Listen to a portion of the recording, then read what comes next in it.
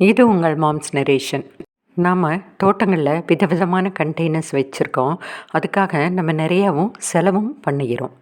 செலவே பண்ணாமல் தூக்கி போடுற பொருளை வச்சு கார்டனிங் செய்பவர்களும் உண்டு. அப்படி செஞ்ச ட்ரையல்ஸில் ஒரு சிலவற்றை இந்த வீடியோவில் பார்க்கலாம். செடிகள் யார்கிட்டேயும் பாரபட்சம் காட்டுவதே இல்லை. எதில் வைக்கிறோமோ அதில் வளர்ந்து முடிந்த அளவுக்கு தன்னோட பலனை கொடுக்குது. கடைகளில் காம்ப்ளிமெண்ட்டாக கொடுத்த ஒரு பை தான் ரொம்ப நாள் சும்மா கிடக்குதுன்னு சொல்லி அதில் கொஞ்சம் மண்ணை நிரப்பி சைனீஸ் கேம்பேஜை விதைகள் போட்டேன். ஒரு 2-3 விதைகள் நன்றாக வளர்ந்தது. இப்போ அந்த விதைகள் முளைத்திருக்கிறது. அதுதான் இது. சைனீஸ் கேபேஜ் நன்றாக வளர்ந்து நம்ம அதை அறுத்து எடுக்கும்போது பேகும் கிழிஞ்சு போயிடும். நம்ம தூக்கி போட்டுடலாம். இது பிளாஸ்டிக் உண்டியல்.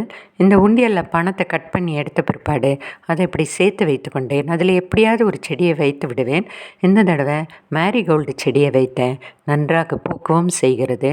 இப்போ பாருங்கள், இந்த செடிகளில் எத்தனை மொட்டுகள் இருக்குன்னு. இந்த அத்தனை மொட்டுகளும் பூவாக மலரும்போது இந்த இடமே மஞ்சள் நிறமாக ரொம்ப அழகாக இருக்கும். அடுத்ததாக பார்த்திங்கன்னா, பாஸ்மதி ரைஸ் வாங்கினேன். அந்த கவர்ஸ் தான் இது. இது ரொம்ப நாட்களுக்கு டீகம்போஸ் ஆகிறதே இல்லை. நல்ல ஸ்ட்ராங்காக இருக்குது.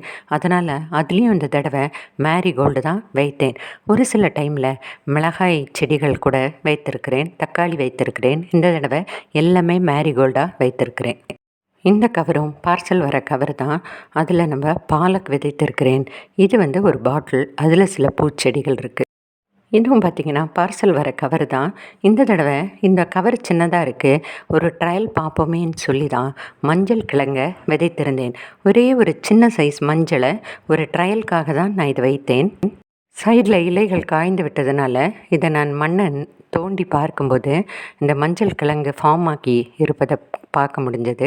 அதனால் இது டேட்டும் நான் கரெக்டாக வைக்காததுனால இப்போ எடுத்து பார்த்துக்கலாமேன்னு சொல்லி தான் இந்த மண்ணை கொட்டி இந்த மஞ்சள் கிழங்கை வெளியே எடுத்துக்கிட்டேன். எனக்கே ஆச்சரியந்தான், இந்த குட்டி பையில் கூட இவ்வளோ மஞ்சள் கிழங்கு ஃபஸ்ட் டைம் எனக்கு வந்திருக்குதுன்னு சொல்லி. ஆனால் அந்த பை கொஞ்சம் கூட டேமேஜே ஆகலை. அப்படின்னா மண்ணில் தூக்கி போடுகிற இந்த பிளாஸ்டிக் கழிவுகள் எத்தனை 1000 ஆண்டுகள் டீகம்போஸ்ட் ஆகிறதுக்கு எடுத்துக்குதுன்னு. இது கூட பிளாஸ்டிக் கவர் தான். நல்லா திக்காக இருந்தது. பார்சல் வந்தது. இதில் ஒரு அவரை செடி தான் வளர்த்துருந்தேன். ஆனால் அவரை வளர்ந்த போது கூடவே கடுகு செடியும் வந்துருச்சு. அந்த கடுகு செடியிலேருந்து சின்ன சின்ன பூக்களும் வந்துடுது. பொதுவாக கடுகு பூக்கள் மகரந்த சேர்க்கைக்கு மிகவும் உதவுதுன்றனால நான் அதை அப்படியே விட்டுட்டேன். இந்த செடியிலிருந்து கூட நம்மளால் ஈல்டு எடுக்க முடியும். இந்த கடுகு கீரையை கூட எடுத்து சமைத்து கொள்ளலாம். இதே மாதிரி ஒரு குட்டி தூக்கி போடுற பேக்கில் தான் இஞ்சியை ஒரு சின்ன துண்டு வைத்தேன். இதுவும் என்னோடய ட்ரையல் தான். இப்போ பார்த்திங்கன்னா, இதுலேயும் நான் நாள் கணக்கு வைக்கலை. அதனால் இலைகள் லைட்டாக ஆரம்பிக்கும்போது, காய ஆரம்பிக்கும்போது இப்போ நான் தோண்டி பார்க்கும்போது கொஞ்சம் இஞ்சி கிடைத்தது. இந்த பேக் ஒன்றும் விசேஷம் கிடையாது. ஆனால் இந்த பேக்கில் கூட நம்மளால் ஈல்டு எடுக்க முடியும். அதனால் இப்போ பார்த்திங்கன்னா, இவ்வளோ இஞ்சி என்னோடய பேக்கிலேருந்து கிடைத்திருக்கிறது. அதனால் செலவு பண்ணி தான் நம்ம தோட்டத்தை அமைக்கணும்னு அவசியமே கிடையாது. எதெல்லாம் கிடைக்குதோ அதில் கூட நம்ம மாடி தோட்டங்களை பண்ணலாம். இந்த வீடியோ பிடிச்சிருந்தா நீங்களும் செஞ்சு பாருங்கள்.